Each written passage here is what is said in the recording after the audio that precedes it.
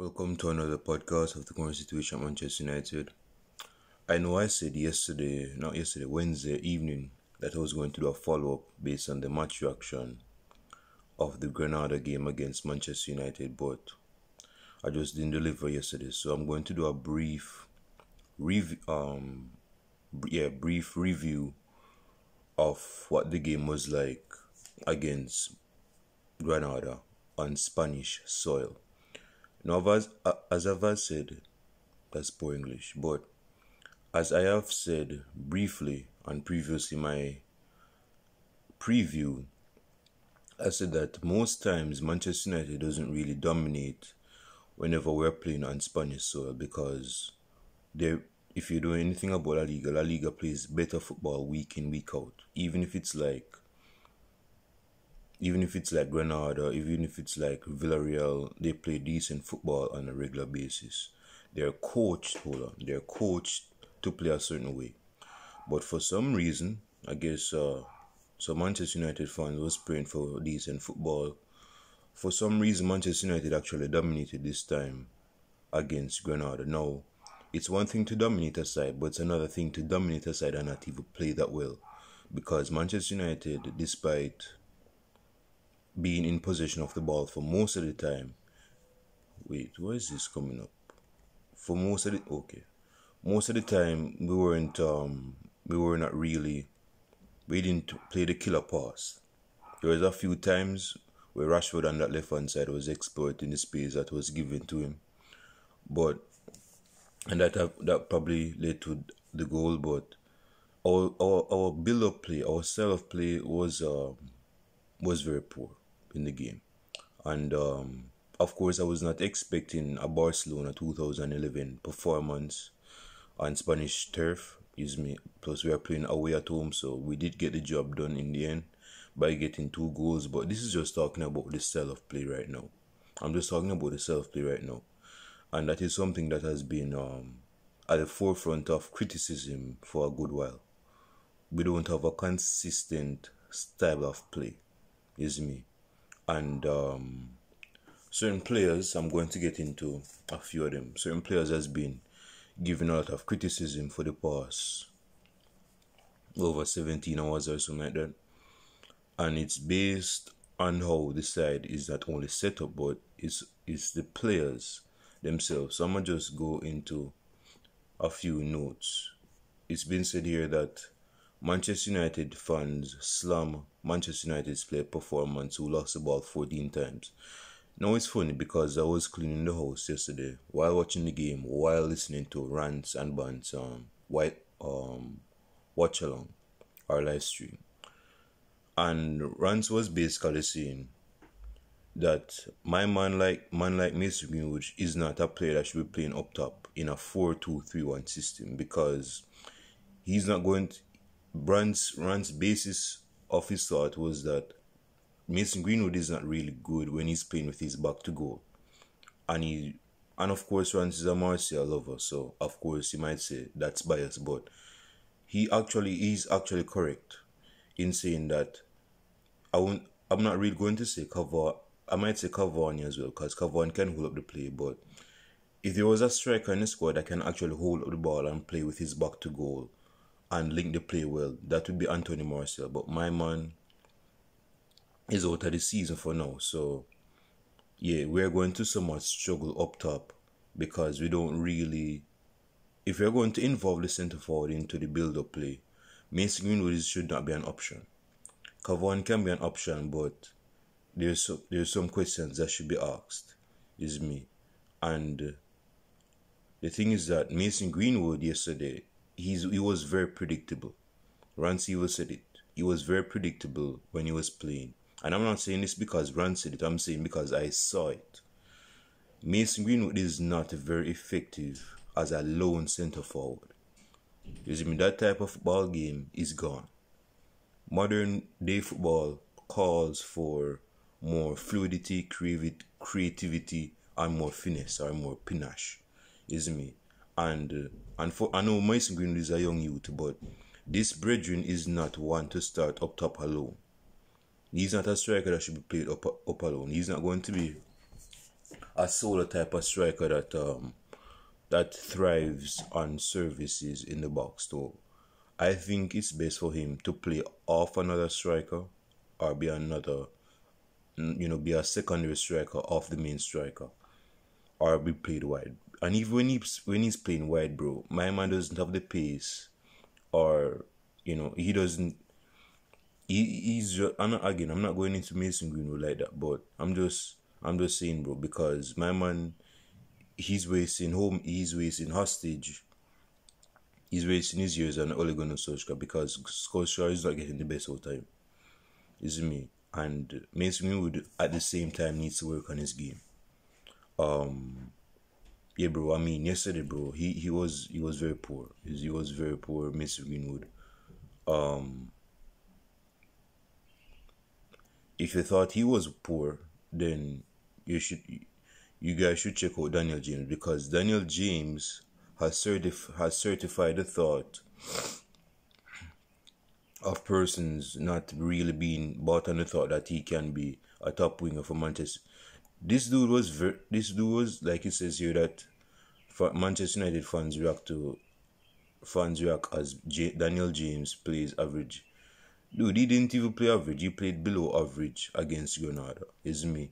And that goes to show that having pace as a player is not really the biggest thing in terms of football. You have to have some takers to your game. You have to know what to do with the ball to feet if there is no space there. And the reality is that Daniel James is a player that thrives on counter-attacks, thrives on space if given to him with his pace. But my man like Daniel James should not be at Manchester United in the first place. He's not that type of player. And I don't think he's going to make a decent career at Manchester United.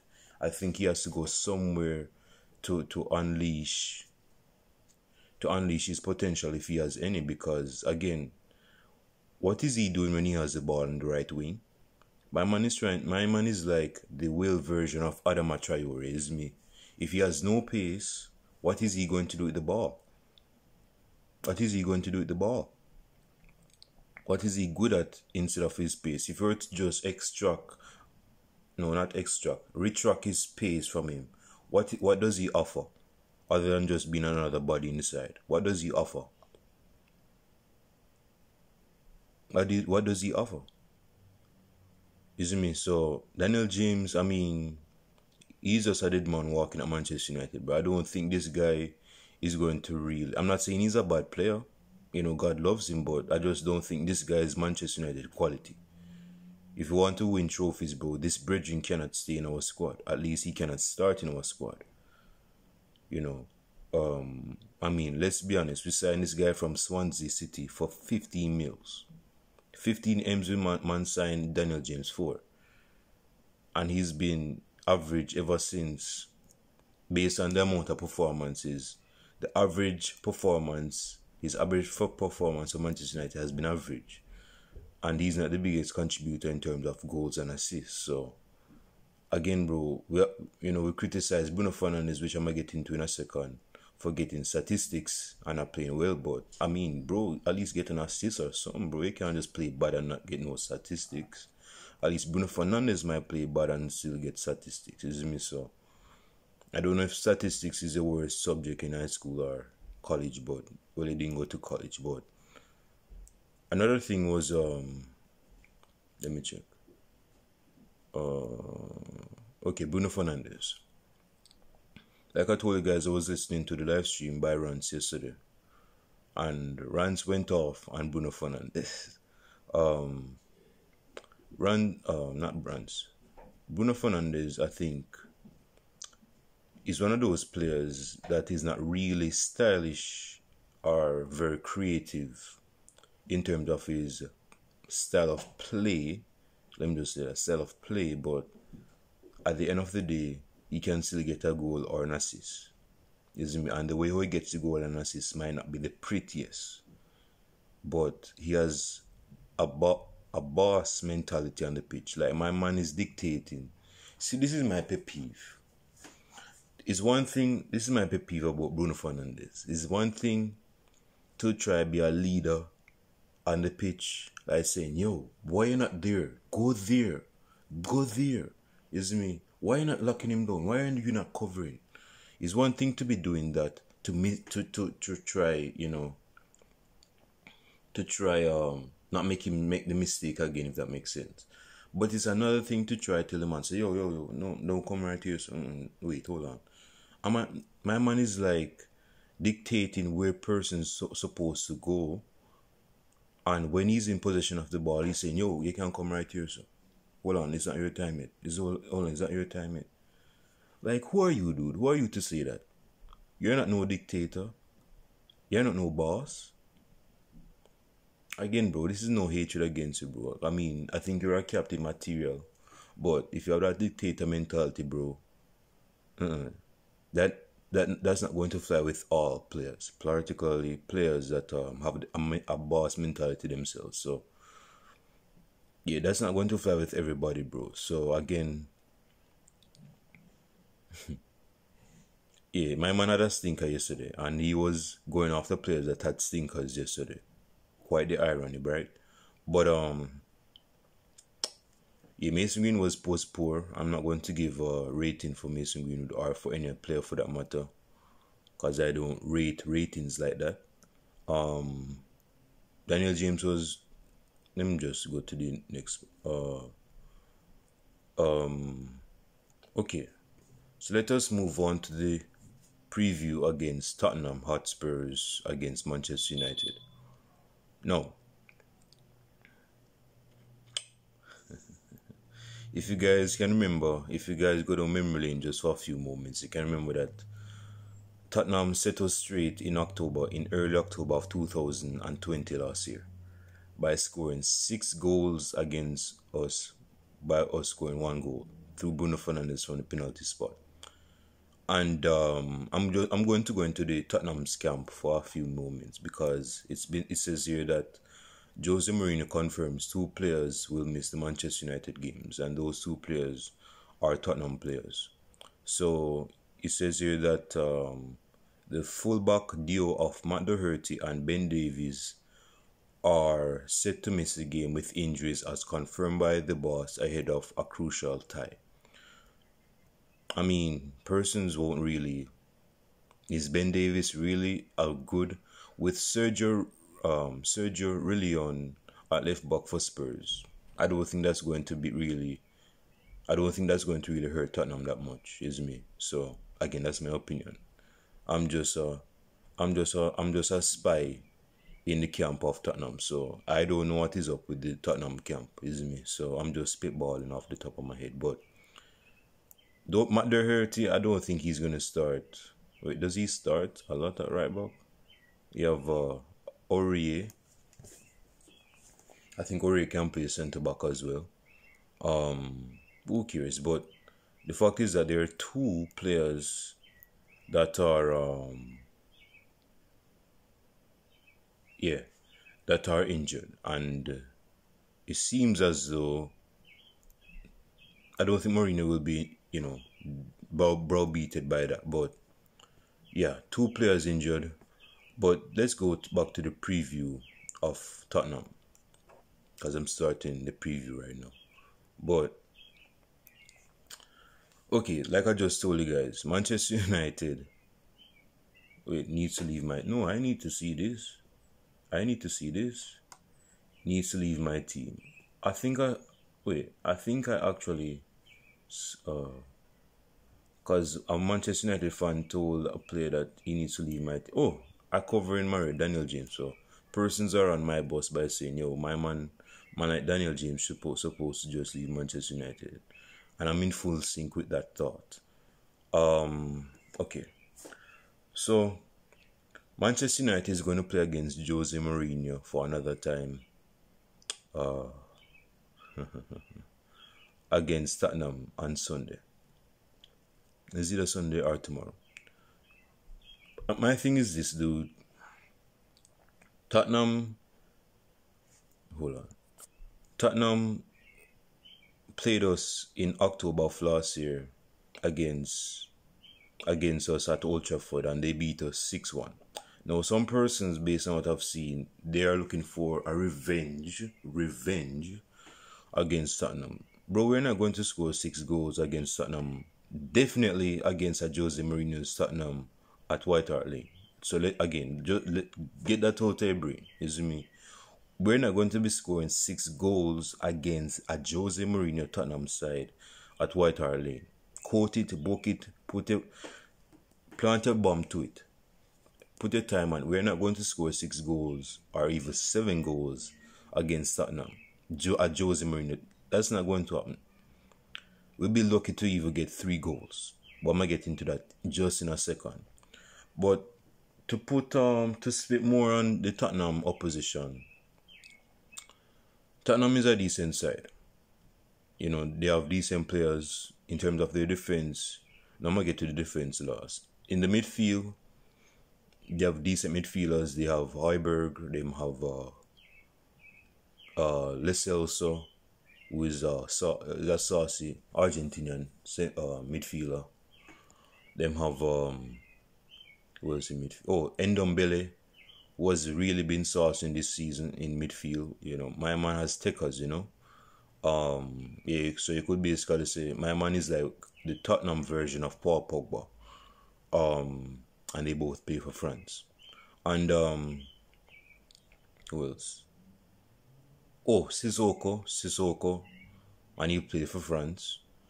So they have decent midfielders that can actually put a shift in. They're not the most creative midfielders, but if you were to evaluate Mourinho's type of midfielders, you would say those are Mourinho type of midfielders. Like, they have incredible work rate. You know, they can put a shift in, they could put a tackle in. They would go through the walls for Jose Mourinho. So our midfield has to be very combative in comparison with that of Tottenham's midfield. Now, in terms of their forward line, I'm going to get to the defense in a few minutes, but their forward line in terms of Stevie Wonder, so me call him, I don't even remember his full name, but that guy from Holland that plays as a left wing, yeah, that thick short dude, and who else? Yeah, Heung-min Son, Eric Lamela, Harry Kane, Vinicius, if that's his name, the guy that does the Mbappe celebration. Yeah, they're going to be a force to be reckoned with. Harry Kane is a world-class striker, definitely this season. He has really expanded his game this season, Harry Kane. You know, I mean, my man has like 13 assists this season, and he has like 26 goals in our competition. That's a complete striker. Now, some persons have been comparing him with that of Robert Lewandowski. With Robert Lewandowski, and basically that person saying, you know, I think Harry Kane is actually better than Lewandowski now, because I don't get the impression that Lewandowski is a player that likes to assist or, you know, bring assists. He just gets goals from persons who assist him. My thing is this, bro. I'm not going to really get into that controversy right now, or that conversation, but I'll just say that Kane has been very good this season, you see me. I mean, he's been very good ever since 2015, because I remember when Harry Kane broke out. I remember when his broke out season came at Tottenham in 2014, 2015, and nobody was expecting it. Is in person were saying, oh, this guy, this white, blondie type of guy, because he had the blonde hair at the time. This guy is going to be a decent striker, but I think he's going to be one of those one season wonder strikers. My man has 160 goals in the Premier League. That's your one season wonder for you. But yeah, we have to be very wary of Harry Kane when we play against Tottenham on Sunday, if not tomorrow, because Harry Kane is going to, I call him Hurricane, category 10, Hurricane, but if Harry Kane is on his game, particularly with his compatriot Heung-min Son, they'll do business, isn't me? They'll do business. They'll sing that song all day long with human song, isn't me? So it's going to really be, we have to be on our P's and Q's, isn't me? We have to be on the top of our toes because, again, bro, I don't know if you guys recognize this, but maybe it's just me, isn't me? And I know I'm a different cookie, but I think the way how Jose Mourinho played with, not played with, because he didn't play with Ronaldo or Benzema, but I think the way how Mourinho played Benzema and Ronaldo in his latter 2 seasons at the Bernabeu in Spain. If you guys notice, Benzema was a striker that would drop and Ronaldo would run in behind. You see me? Or Benzema would assist Ronaldo if he saw Ronaldo having the space to run in behind. I think that is how Jose Mourinho is using Kane to be a complement to Heung-min Son on the left hand side. Because if you notice, most of Kane's assists has been to Heung-min Son. Benzema, I don't have the statistics to back it up because I'm not a stat man like that, but Benzema, most of the time when Ronaldo was there, he was the one that would be assisting alongside with Ozil, but as a striker partner, Benzema was the one that would be assisting Ronaldo for most of the time as a striker partner. Same thing with Harry Kane and Heung-min Son. So I think he's trying to display that strategy and style of play what he used when he was in Spain and with Heung-min Son and Harry Kane, you see me? So that's something that's interesting. But yeah, I think on the attack, again, I'm going to the defense. I think the attack is going to be crucial because I don't think Jose Mourinho is going to be playing boring football fully. If Tottenham is up by 2-0 before half time, he's going to close shop. You see me? He's going to close shop because Jose Mourinho knows that if he leaks space to Manchester United is going to thrive on that space like flies flocking on shit. He knows that. So he's going to like weed out the space, any space. He's going to probably play a low block to try prevent Manchester United to run in behind or get space to do their damage, especially with Marcus Rashford. I mean, even if you give Mason Greenwood a lot of space, he's not that type of player to just run. He's not a pace personified type of player, Mason Greenwood. You see me? So we have to use our IQ, which Rance basically said in yesterday's live stream that is very low in the squad. He said that most players in the squad that have the most high IQ is Paul Pogba, Juan Mata. I think someone on live stream said Juan Mata, which I agree with. Bruno. No, I don't think person said Bruno Fernandes, but I think Bruno Fernandes has a certain degree of IQ. Is me. Who else? And basically it. But pace is not going to win us the game tomorrow. I might be wrong, but that's just my thing right now. Pace is not going to win us the game tomorrow. Again, this is a Jose Mourinho trained Tottenham squad. You see me? So he's not going to leak space unless the defender gives him that space by making a mistake. But his initial strategy is not to give Manchester United no space. Sure, I need to finish up this video right now. So he's not going to give Manchester United enough space to thrive on. So we have to use our IQ and our football. We have to be very tactful in certain situations. Is me. Honestly, I think this game is going to go to a dire draw. Speaking of Eric Dyer. But I think this is going to go to a draw because, again, if you take away the space from Manchester United, if you take away space from Tottenham, Manchester United is not going to really score no goals because we don't have unless we want to play Paul Pogba higher in the pitch, we don't have the players to break down a trained Jose Mourinho squad if we're going to play Paul Pogba deep or not play him at all. Is me. Or Donny van de Beek has IQ, but I don't think he'll be starting tomorrow or on Sunday or against Tottenham. But yeah, so if we're going to break down, we have to play like Juan Mata has to play, Paul Pogba has to play, Donny van de Beek has to play. and only Paul Pogba, I think, will be starting against Holland. Oh, Sophie's online right now. Not online, but she's doing a live stream. I think it's based on the preview. So yeah, we have to be very tactful in terms of the final third, because I don't think if we, cause not to go on a long digression, but I don't see. Let me just finish up. But if Tottenham takes away space from Manchester United, we're not going to thrive attacking wise, because that is our main bread and butter. That is our vitamin C.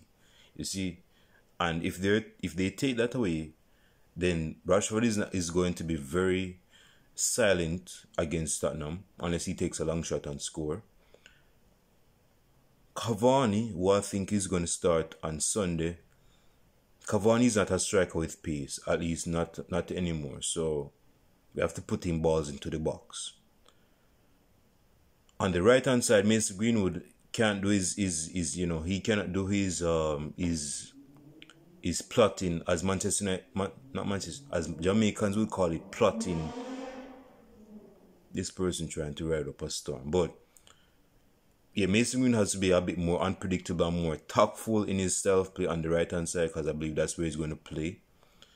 And on the defense of Tottenham, they have been leaking out goals this season, particularly when Davinson Sanchez is playing. So that is a player that we need to be targeting, is me, because my man is like the black version of Phil Jones. So when he plays, hopefully Yogi Bear doesn't play. I call him Yogi Bear. His name is Tanganga of Tottenham. And if that brother plays for Tottenham, I don't think we're going to have a good time getting goals. I'm just saying, because Yogi Bear is Yogi Bear. So my starting level is this. David De Gea. David De Gea got a clean sheet yesterday, which is very good. I think it's been a while my man has been a clean sheet winner. But in the goal against Tottenham is Dean Koons, Dean Henderson, Wan-Bissaka on the right hand side, Victor Lindelof as centre back, Harry Maguire as captain, Luke Shaw left back. In midfield we have Paul Pogba, and hopefully Scott McTominay doesn't play. I mean, that's his type of game, because we're going to play sideways type of football like it's LVG in 2015. So I don't see any difference really. But I think it's Paul Pogba going to play on Sunday. I don't think Matic is going. Well, you know what? Let me just put it out there. I think Matic is going to actually play, because that's a game we need to break down the play, and Fred cannot break down sides. So I think Matic, for some dumb reason, is going to start with Paul Pogba, which I think is certain to start. Bruno Fernandes as the number 10, of course. Rashford on the left side, of course. Cavani as the centre forward, of course. And Mason Greenwood on the right hand side. So that is my starting 11. Leave your comments down below on who is going to start for Manchester United and your prediction. Like I just told you guys, I think I'm going to see a draw in that game, whether it's a goal scoring draw or I think it's just going to be a draw, bro. I just don't see any. Again, I hope to be corrected at the end of the 90th minute, but that's just my instinct at this moment in time. So that would be I think it's going to be 2-2 for some dumb reason. I don't even know why I say 2-2, but since it's out of my mouth, I'm going to own up to it. So yeah, 2-2 against Tottenham at White Hart Lane, is me. So when we go into the White House on Sunday, I think we're going to see out a draw at the White House, is me. So there won't be no Oval Office to be in, because Oval Office doesn't accept draws. So that's going to wrap up 29 minutes. So that's going to wrap up my preview. I'm for sure going to do a match reaction on Sunday, because I usually do. So I'll shout you guys on Sunday after the match. Hopefully it will be a win for Manchester United. Until then.